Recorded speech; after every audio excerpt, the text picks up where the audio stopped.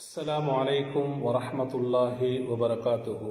அன்பார்ந்த சகோதர சகோதரிகளே, அல்லாஹ்வின் தூதர் ஸல்லல்லாஹு அலைஹி வஸல்லம் அவர்கள் சொல்கிறார்கள், அஸ்வஉன் நாசி சரிகதன், மனிதர்களில் மிகவும் மோசமான திருடன் யார் என்று சொன்னால், அல்லது யஸ்ரிகு மின் ஸலாத்திஹி, அவனுடைய தொழுகையிலிருந்து திருடக்கூடியவன் என்று சொல்கிறார்கள்.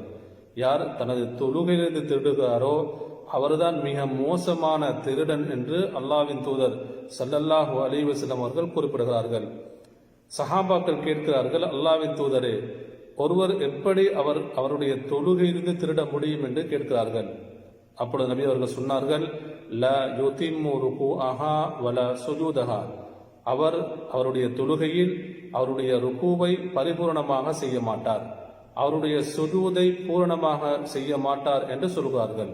அன்புக்குரியவர்களே, நாம் தொழுது வரக்கூடிய நமது கடமையான தொழுகைகள், உஃபரியான தொழுகைகள், அதன் மூலமாக நமக்கு நற்கூலி கிடைக்க வேண்டும் என்று சொன்னால், அல்லாஹு தாலா நம்முடைய தொழுகைகளை ஏற்றுக்கொள்ள வேண்டும் என்று சொன்னால், நாம் பூரணமான முறையை நாங்கள் தொழுது வர வேண்டும்.